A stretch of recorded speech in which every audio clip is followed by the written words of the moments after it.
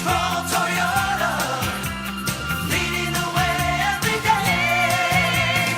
And strong Toyota, symbols of trust. It is no secret that the Guam Memorial Hospital is buried in debt, over $20 million worth. For years, the hospital administration has been exploring ways to address this problem.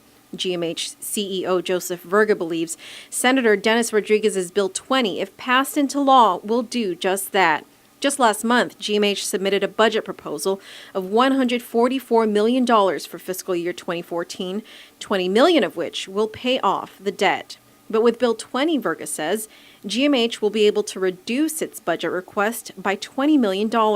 So we're of course supporting the bill and hoping it will be approved. And if it is, we'll also be able to reduce the budget accordingly, because then the debt will be handled that way. As you know, 20 million of our budget request was all for the debt.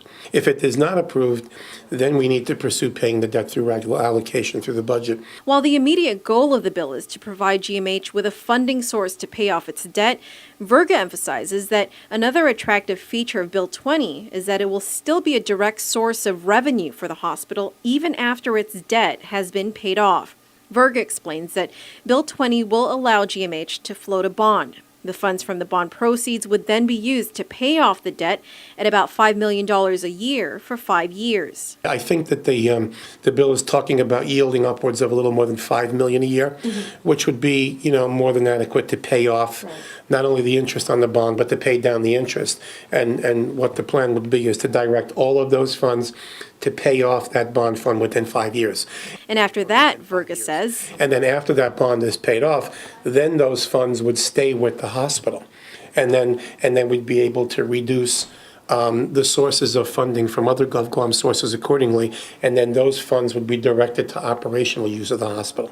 So after 5 years, it would go into operations and stay with the hospital, which is really the attractive feature of the bill. Therefore, Verga points out less money would be needed out of the general fund. Verga, however, is not ignoring the potential for the bill to fail given its opposition from the Attorney General's office.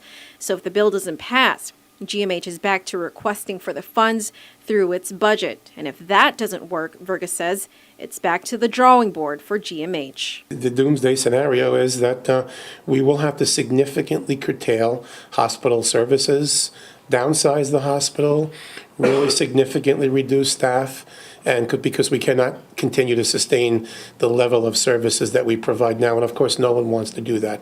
Janella Carrera, PNC News.